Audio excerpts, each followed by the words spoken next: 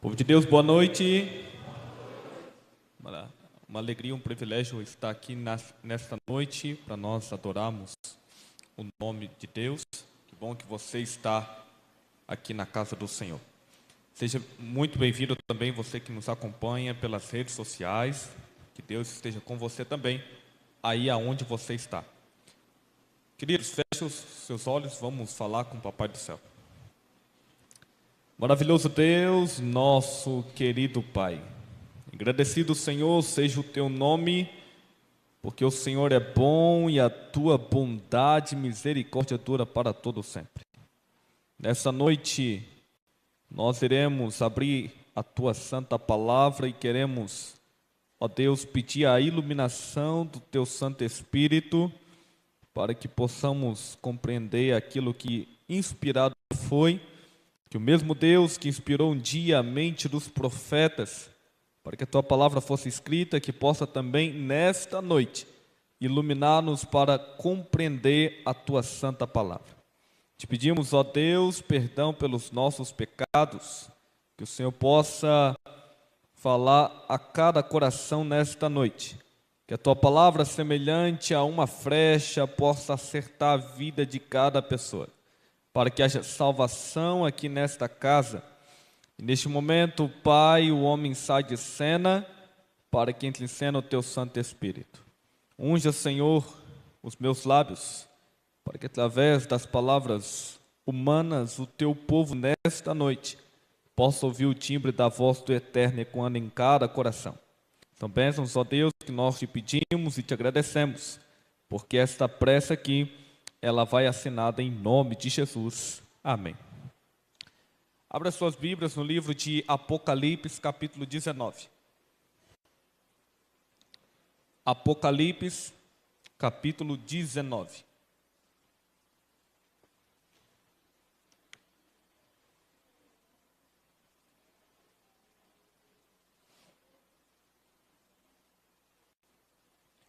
Apocalipse 19, o versículo também de número 9.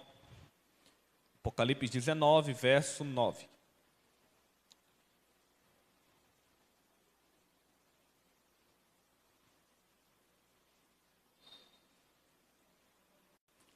Apocalipse 19, verso 9, o texto diz assim: o anjo me disse, escreva, bem-aventurados os que são chamados para o banquete do casamento do Cordeiro. E ele acrescentou, estas são as verdadeiras palavras de Deus. Muito bem. Queridos, imagine que o seu melhor amigo, a sua melhor amiga, aquela pessoa considerada como aquele amigo do peito, aquela pessoa de confiança, que você conhece há muitos anos. Imagine que essa pessoa ela vai dar uma festa. E esta festa é um aniversário de talvez debutante da filha desta pessoa, e esta família, ela é tão próxima da sua família, que você considera aquela menina, aquele menino, como se fosse o seu sobrinho, a sua sobrinha, mesmo não tendo um laço familiar com eles. E você ouve sobre a festa, você ouve sobre a data da festa, você vê as pessoas ao seu redor recebendo o convite para participar desta festa, mas o convite ele não chega até você. E a festa então acontece, mas resumindo a história, você não foi convidado para esta festa. E aí eu te pergunto, como você se sentiria, como estaria o seu coração, você vendo aquela pessoa que você considera tanto, que é uma pessoa de confiança para você, convidando todos os seus amigos ou familiares, e você não recebe o convite para esta festa? Amigo, se isso acontecesse comigo, eu teria uma mistura de sentimentos. Eu sentiria rejeitado, eu me sentiria triste, eu me sentiria desprestigiado, e com certeza essa seria a sua atitude também, porque afinal todos nós somos seres humanos, todos nós partilhamos dos mesmos sentimentos, todos nós partilhamos talvez das mesmas amarguras quando algo assim acontece com a gente. Agora eu quero lhe apresentar um outro cenário para você. Imagine que o presidente da República, ele vai então dar uma festa. O presidente da República Federativa do Brasil, ele está convocando o povo para uma festa especial. É só um exemplo, tá bom? E ele então convida todas as pessoas, porque essa será a maior de todas as festas que já ocorreu no país. Haverá convidados famosos, haverá pessoas importantes, haverá pessoas de várias bases da sociedade, desde a criança até os mais adultos e até os idosos. Todos estarão sendo convidados para este evento, e esta festa será anunciada em toda a mídia social.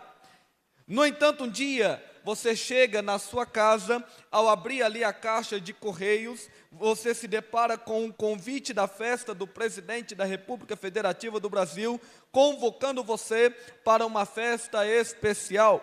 A minha pergunta diante desse tal fato é: como você ficaria ao receber um convite desses? Afinal de contas, não é todo dia que a gente recebe um convite para participar de uma festa. E imagina agora você receber um convite especial para participar da maior de todas as festas que ocorrerá no país. Eu direi o que passaria pela minha cabeça caso isso acontecesse. Em primeiro lugar, eu duvidaria no primeiro momento, porque acharia ou que alguém estava ali mal intencionado, tentando aplicar um golpe, ou o carteiro havia errado a errada residência. Haveria ali uma interrogação, mas ao averiguar aquele convite, nós percebemos que ele de fato era verdadeiro, que não houve um erro por parte dos correios, e então eu ficaria muito surpreso. Queridos, o texto que nós acabamos de ler nesta noite não está falando de uma festa ou celebração qualquer. Não é uma festa do presidente da República ou qualquer outra festa, mas nós estamos falando da maior de todas as festas que já ocorreram neste planeta. E esta festa ocorrerá no céu. Esta festa será a maior de todas as festas que já aconteceu e que acontecerão em todo o universo. Esta festa acontecerá quando Jesus de Nazaré, ele cumprir a sua promessa de retornar a este mundo para buscar o seu povo. Ou seja, quando o mal for vencido, quando Jesus, cercado por seus anjos, e as trombetas começarem a soarem, anunciando que ele chegou para salvar os santos, cumprindo 1 Tessalonicenses 4, versos 16 e 17, haverá no céu esta grande festa relatada em Apocalipse, que se chama a Ceia das Bodas do Cordeiro. E vocês já perceberam que para estarem nesta festa, significa estar salvo. Para estar nesta festa, para fazer parte do povo de Deus que estará no céu. E esta, amigos, é a pergunta afinal: quantos aqui nessa noite querem ser salvos? Todos nós queremos, mas a grande questão é: quantos querem então participar desta maravilhosa festa? Todo mundo quer, mas se eu perguntasse para você nesta noite: quantos aqui nesta noite estão salvos? Levante a mão. Eu fiz uma pergunta, se quantos querem participar da festa, você levantou a mão. Mas agora eu perguntei: quantos aqui querem ser salvos? Ou quantos estão salvos?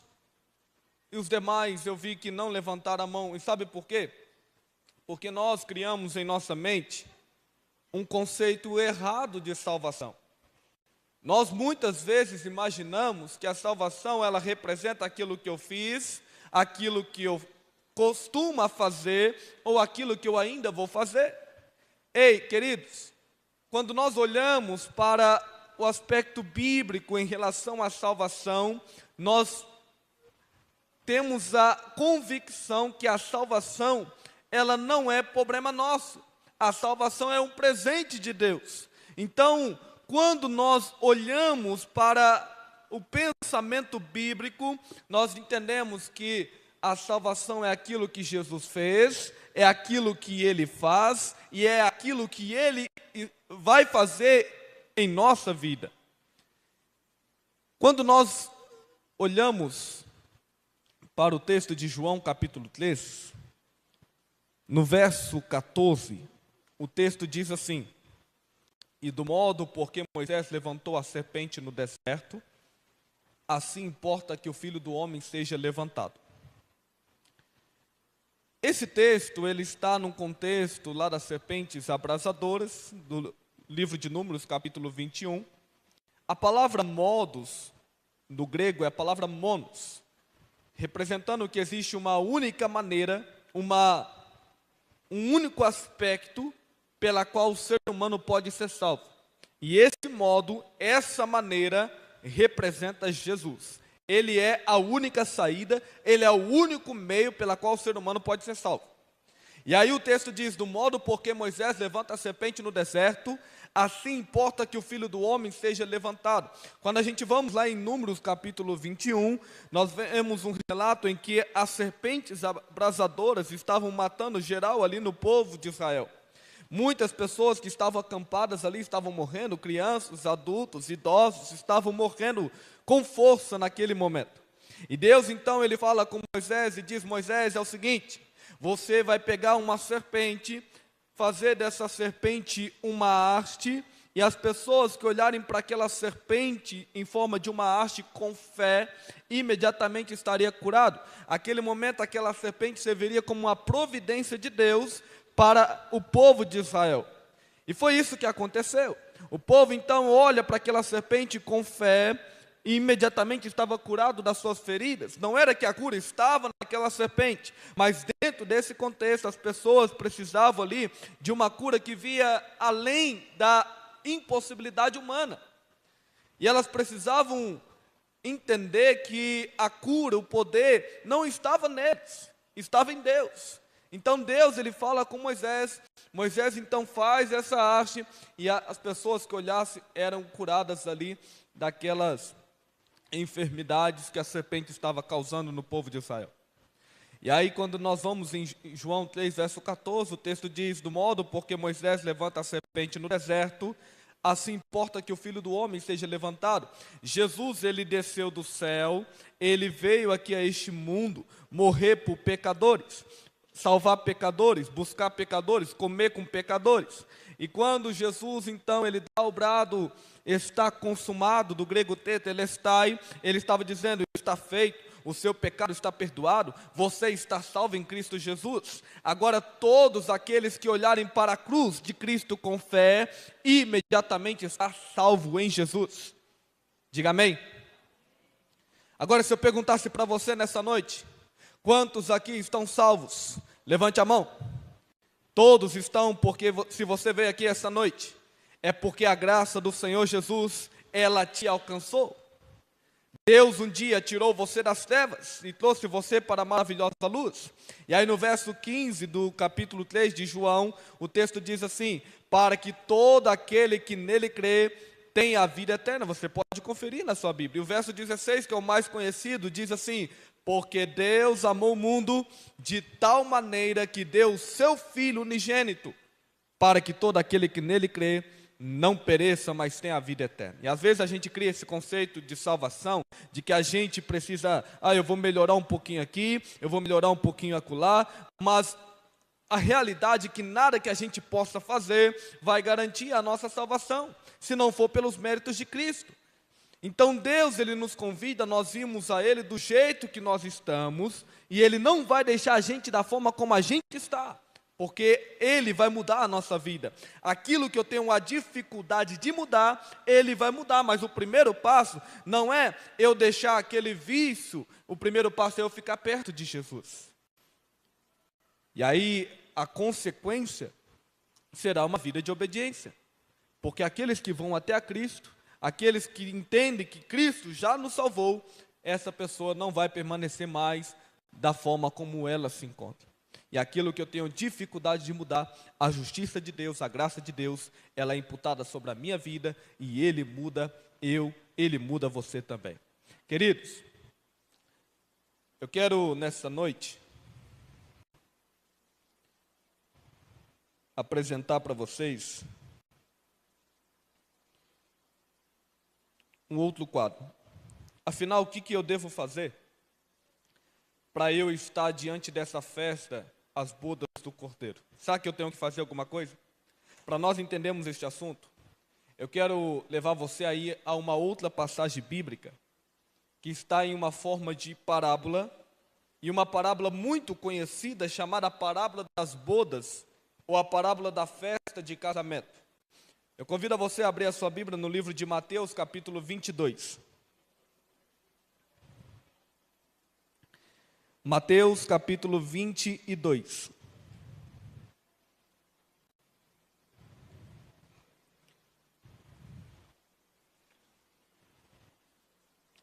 Mateus 22, a partir do verso 1. Mateus 22, a partir do verso 1, o texto diz assim: Jesus lhes falou novamente por parábolas, dizendo: o reino dos céus é como um rei que preparou uma festa de casamento para o seu filho. Enviou os seus servos aos que tinham sido convidados para a festa de casamento, dizendo-lhes que viessem, mas eles não quiseram vir. E novamente enviou outros servos e disse: digam aos que foram convidados que preparei o meu banquete, os meus bois, os meus novilhos gordos foram abatidos, tudo está preparado, venham para a festa de casamento. Eles, porém, não lhes deram atenção e saíram, um para o seu campo, outro para os seus negócios.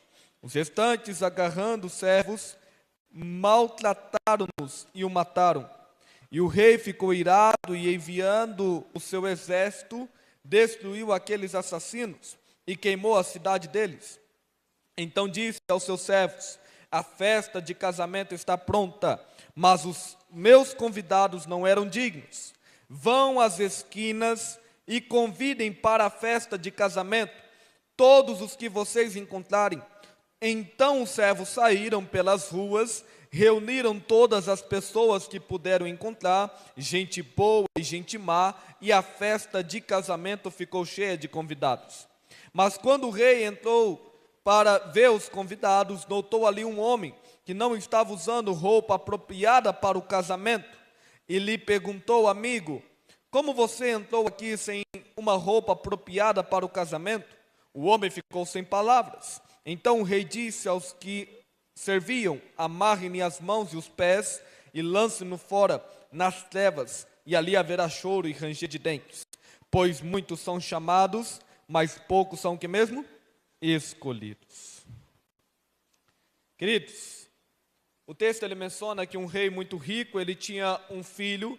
Este filho iria se casar, por causa disso ele resolve dar uma festa de casamento para o seu filho. Ele envia então os seus servos para que saiam e levem os convites para os seus convidados. E queridos, devemos ressaltar aqui que naquele tempo, um convite para uma festa de casamento de alguém era diferente dos convites tradicionais hoje, principalmente se o dono da festa fosse uma pessoa muito rica. E quando uma pessoa muito rica convidava alguém para uma festa de casamento, o dono da festa, os noivos, eles orientavam para que a pessoa usasse uma roupa apropriada para participar desta festa. Então os noivos escolhiam uma roupa e essa roupa deveria ser usada por todos os convidados. Independentemente se o convidado é pobre ou rico, ele tinha que se virar, porque se ele foi convidado é porque é uma pessoa especial, e rejeitar um convite dos noivos era um status de vergonha para o dono da festa. Você já imaginou isso? Se você tivesse naquela época, se você fosse convidado para um casamento assim, você receberia, os homens receberiam um terno, um fraque, no caso dos homens, bem bonito, e um vestido de noite de gala para as mulheres. Imagina como seria. Mas, e aí, se eu não tenho condições financeiras? Para o noivo não interessa se você tinha ou não condição. Se você foi convidado, você tinha que dar ali um jeito para participar da festa, para não envergonhar os noivos. E a história continua informando que os servos saíram então em obediência às ordens do seu senhor, contudo logo retornaram tristes, abatidos, porque quando o Senhor pergunta ali o que houve, o que estava acontecendo, eles informaram que todas as pessoas que foram contadas haviam recusado o convite, dado as mais estranhas desculpas para não participarem da festa de casamento. Então o rei ele fica muito triste, até mesmo indignado, então ele sai e dá uma ordem para que os servos voltassem às ruas e convidassem ali todas as pessoas que encontrassem pelo caminho, mesmo aquelas pessoas que não conhecia, porque já que os conhecidos não querem participar da festa, então ele muda agora a estratégia, é o seguinte, a festa ela vai acontecer se os convidados estiverem ou não, mas agora você vai convidar todas as pessoas que você encontrar por aí, seja aquelas que você conhece, mas também aquelas que você não conhece. Eu gostaria aqui de abrir um parênteses. Algumas pessoas, quando vão em uma festa especial, principalmente se for uma festa com o dono da festa tendo ali um poder aquisitivo um pouco mais elevado, às vezes ele coloca até um segurança para poder então ficar ali na portaria recebendo os convidados, porque não entra nessas festas se não forem convidados. E algumas pessoas colocam então os seguranças ali na entrada para que só entre se tiver ali com um convite para participar da festa. Ao analisar esta parábola, nós percebemos que para poder estar naquela festa de casamento, havia a necessidade de estar vestido com as roupas das festas das bodas. E nós estamos falando não apenas de uma parábola, mas da maior de todas as festas que um dia ocorrerá em todo o universo, compreendendo então que para entrar nesta festa, nós necessitamos estar vestido com a roupa do casamento do Cordeiro. Mas o que será essa roupa? Será que é uma roupa física? Se for uma roupa física, quanto é que custa essa roupa? Qual é o valor dela? Onde eu posso comprar essa roupa? Para começo de conversa, nós precisamos entender que não se trata de um traje, uma roupa física. Não é algo físico. Lembrando que em profecia é muito simbólico. E para nós entendermos isso aqui, as vestes para participarmos da maior de todas as festas que um dia ocorrerá no céu e terá a presença dos salvos em Cristo, é a graça e a justiça dele. A graça de Deus e a justiça de Deus é a representação daqueles que lavaram as suas vestiduras no sangue do Cordeiro. Em outras palavras, aqueles que aceitaram Jesus como seu Senhor e Salvador, aqueles que entenderam que nós não conseguimos mudar por nós mesmos, mas quando eu aceito a graça de Deus, a justiça dele é imputada sobre a minha vida, aquilo que eu tenho dificuldade de mudar, ele agora vai mudar você. Ou seja, além de não ser físico, é algo que não custa nada, sabe por quê? Porque a justiça e a graça de Jesus é aquilo que Jesus fez por mim e por você na cruz do Calvário. A justiça e a graça de Deus é quando nós entendemos que Ele se doou, Ele se entregou, e não há nada que você possa fazer para você ser salvo. Isso é maravilhoso, é uma bênção para todos aqueles que crêem.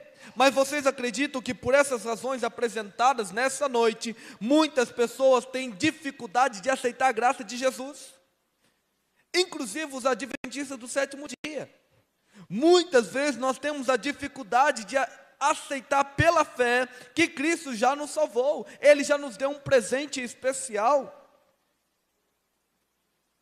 Porque nós colocamos em nossa mente muitas vezes que pelo fato de ser de graça e nada que nós façamos para poder ser salvo, e às vezes nós entendemos que tudo que é de graça não vale absolutamente nada.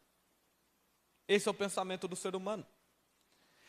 Eu vou dar um exemplo daquilo que eu estou falando para tentar ilustrar melhor para você nessa noite. Imagine que você encontra uma passagem de avião para Paris por apenas R$ 1, você viajaria nessa promoção? Você pegaria o voo, cruzaria ali o Atlântico, sairia daqui e viajaria 10 horas em um avião até a Europa por esse preço, por R$ 1? Talvez sim, mas talvez não. Com certeza muitas pessoas ficariam na dúvida. Afinal, por R$ 1, será que esse avião é bom mesmo? Será que colocaram combustível suficiente para chegar até lá? Sabe por que isso ocorre? Normalmente nós achamos que tudo que é de graça vale muito pouco. Às vezes nós pensamos que tudo que é de graça não vale nada.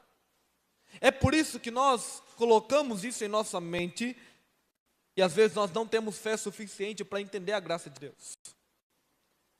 Às vezes nós não temos fé suficiente para entender que Ele já nos salvou. Tudo que é de graça nós não damos valor. E infelizmente em nossa cultura nós achamos que as coisas gratuitas ou elas não prestam, e quando nós dizemos para as pessoas que para serem salvas é necessária somente nós aceitarmos aceitarmos a graça de Jesus, as pessoas têm enorme dificuldade de compreender isso.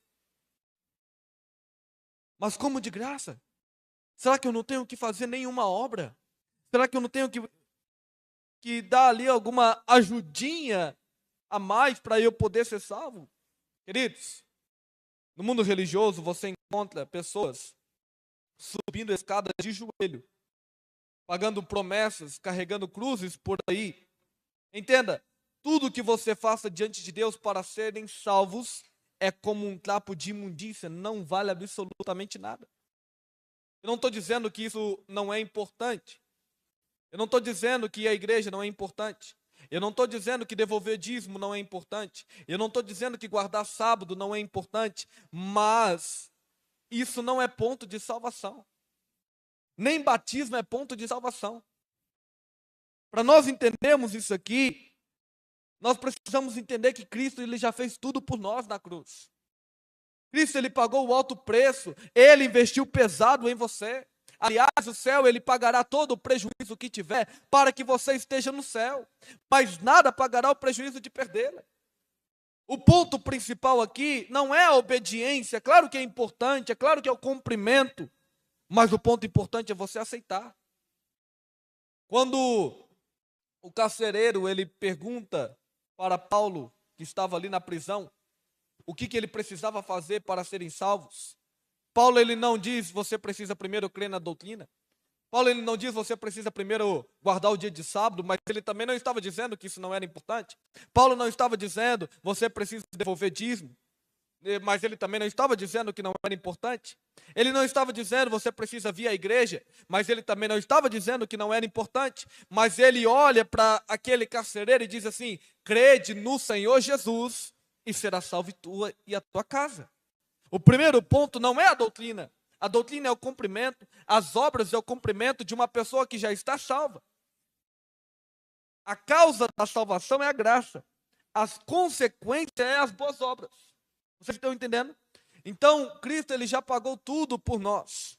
Veja o que aconteceu lá no Jardim do Éden. Quando Adão e Eva, eles pecaram, eles desobedeceram a Deus, eles descobriram que estavam nus. Eles então resolveram cobrir a sua nudez com folhas de figueira. Você conhece a história? Pois bem, responda agora quanto tempo duraria aquela roupa. Imagine se um dia você acordasse e você resolvesse fazer uma roupa com folhas de jornal para você vestir.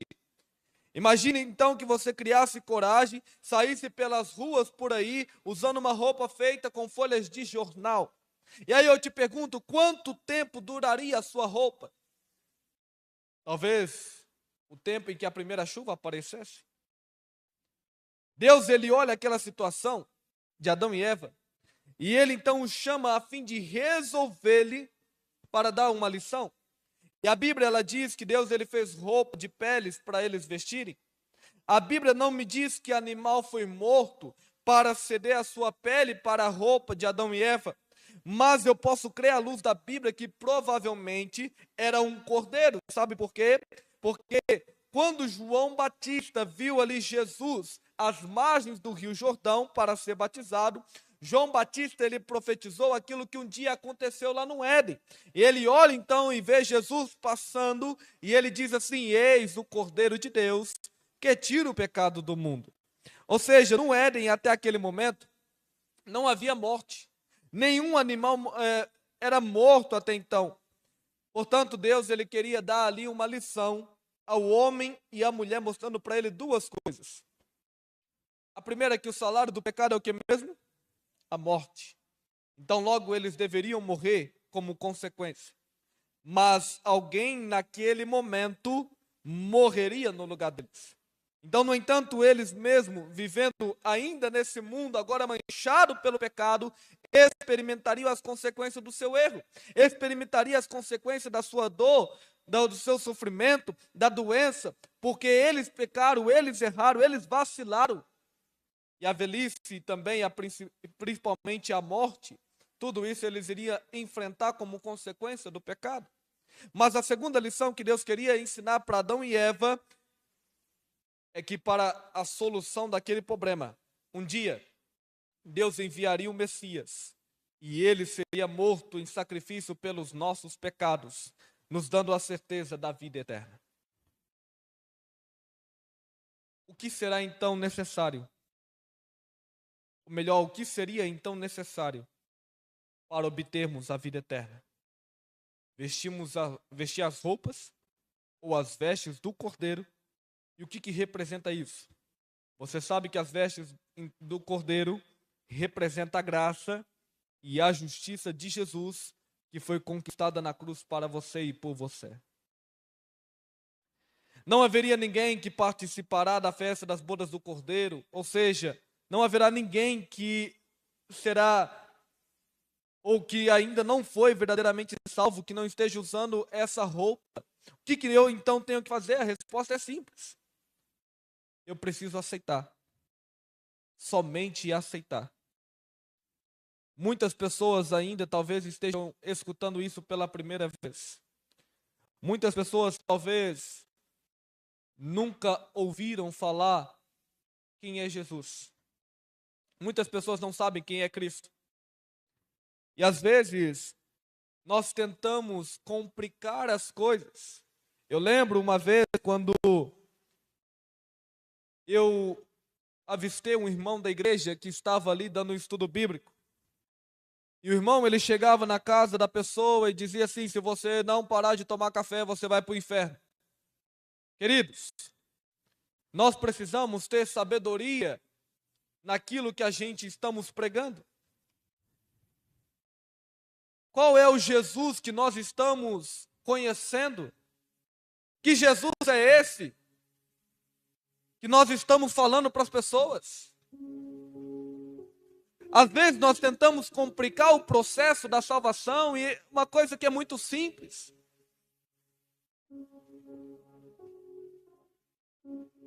E sabe de uma coisa? Às vezes as pessoas, elas não querem saber o tanto que você entende de Bíblia, a menos que elas saibam o tanto que vocês se preocupam com elas. Quando nós olhamos para o ministério de Jesus, Jesus ele não apresentava primeiro as doutrinas. Ellen White diz que ele ministrava simpatia com as pessoas, como uma pessoa que lhe desejava o bem. Ele atendia a necessidade das pessoas. Ele misturava com as pessoas. E ela diz que por último, ele então ordenava: vem e segue. Qual é o Jesus que você tem apresentado para as pessoas? É um Jesus cheio de regras, não pode isso, não pode aquilo. E muitas pessoas, às vezes, quando olham para a gente, elas têm aquele pensamento daquele crente chato, aquele crente que só diz aquilo que não pode. Faz isso, você vai para o inferno. Faz isso, você vai para o inferno, amigos. abrindo meu coração para vocês nessa noite. Deus, Ele não chamou vocês para serem fiscais do céu. Ele não chamou vocês para serem porteiros do céu. Para determinar, você entra, você sai. Você entra, você sai. Ele não chamou a gente para isso. Esse trabalho é do Espírito Santo. A minha função e a sua também é servir e salvar pessoas. Mas antes de nós apresentarmos doutrina, Deus, Ele chamou você para apresentar Jesus.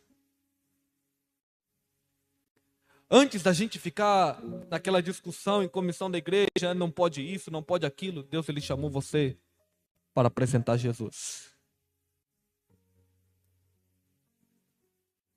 E o Jesus que eu conheço é o Jesus que nessa noite Ele apresenta para você a resolução do seu problema chamado pecado. Ele veio aqui a este mundo. Ele veio morrer por você. Ele veio salvar você. Ele veio aqui para perdoar você e lhe conceder a vida eterna. Esse é o Jesus que nós conhecemos na Bíblia. Um Jesus que tinha tudo para nos condenar. Em João 3, verso 17, falando ali sobre a missão do Filho, a Bíblia diz que o Filho do Homem não veio para condenar pessoas, mas para salvar pessoas. Só que para nós salvarmos pessoas, nós precisamos ter a certeza que Ele já nos salvou. Eu não estou dizendo que apresentar doutrina não é importante. Eu não estou dizendo que dar estudo bíblico não é importante. Desde que o estudo seja feito de forma correta. Antes de qualquer coisa, apresente Jesus.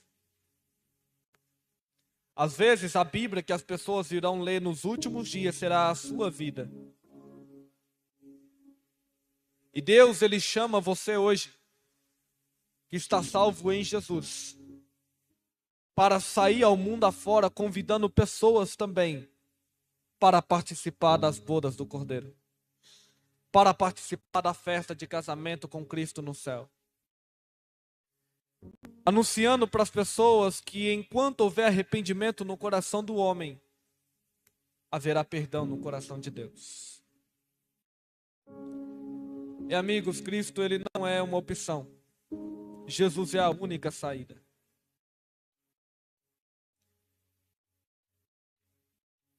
O céu pagará todo o prejuízo que tiver, para que vocês estejam lá. Mas nada pagará o prejuízo de perder. Neste momento você vai ouvir uma canção. Enquanto você escute essa música, a música ela fala sobre os sonhos de Deus. E os sonhos de Deus são muito maiores do que os nossos.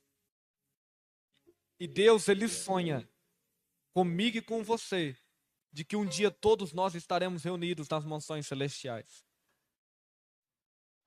Escute essa canção, medite na letra deste hino. E no final quero orar por você.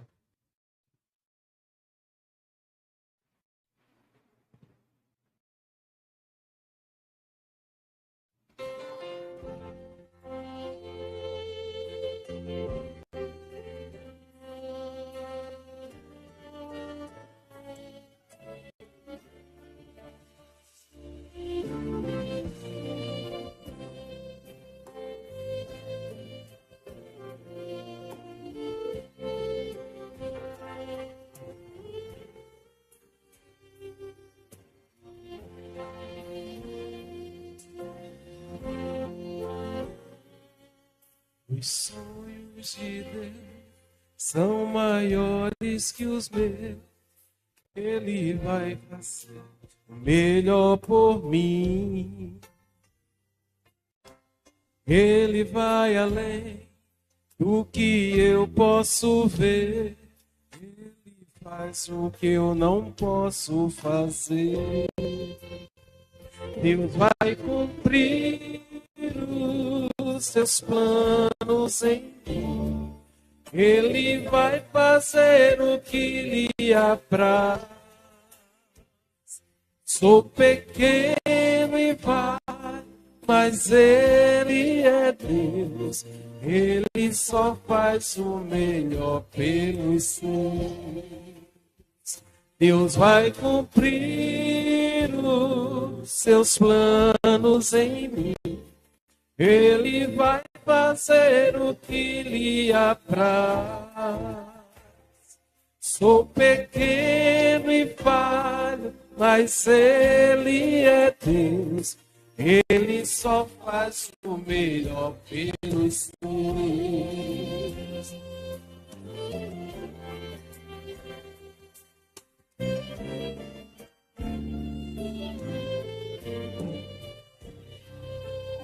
Os sonhos de Deus são maiores que os meus. Ele vai fazer o melhor por mim. Ele vai além do que eu posso ver. Ele faz o que eu não posso fazer. Deus vai cumprir os seus planos em mim. Ele vai fazer o que lhe apraz. Sou pequeno e falho, mas Ele é Deus. Ele só faz o melhor pelos seus. Deus vai cumprir os seus planos em mim. Ele vai fazer o que lhe apraz. Sou pequeno e falho, mas Ele é Deus. Ele só faz o melhor pelos seus. Acredito, sim. Acredito, sim. Acredito, sim, que Deus vai fazer o impossível em meu viver. Acredito, sim. Acredito, sim. Acredito, sim, que Deus vai fazer o impossível em meu viver. O impossível Deus vai fazer. Acredito, sim.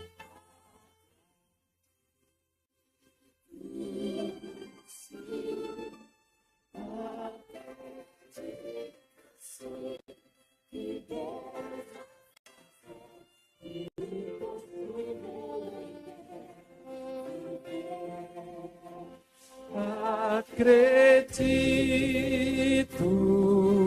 sim. Acredito,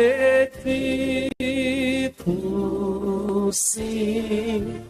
Acredito, sim, que Deus vai fazer o impossível em meu viver.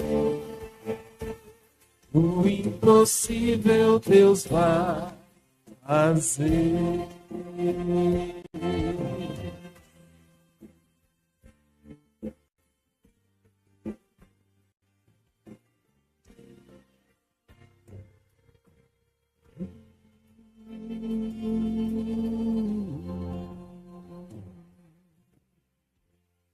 Deus seja louvado. Oremos. Poderoso Deus, nosso querido Pai, nós louvamos o Teu nome, porque o Senhor é especialista em resolver causas impossíveis.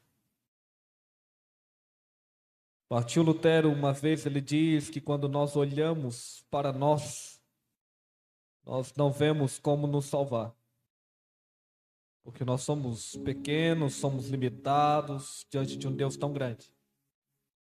Mas quando nós olhamos para o Senhor Jesus, nós não temos como nos perder, porque o Senhor já doou cada gota de sangue para que cada um de nós pudéssemos ter a vida eterna. E nessa noite o Senhor convida cada pessoa aqui para participar da maior de todas as festas que muito em breve acontecerá no céu. Que nenhum dos convidados, ó Deus, que estão aqui nesta noite, possa se perder diante dessa grande festa. Mas que todos, ó Pai, possam estar com seus nomes escritos, não no livro desta igreja, mas que possam estar escritos no livro da vida do Cordeiro.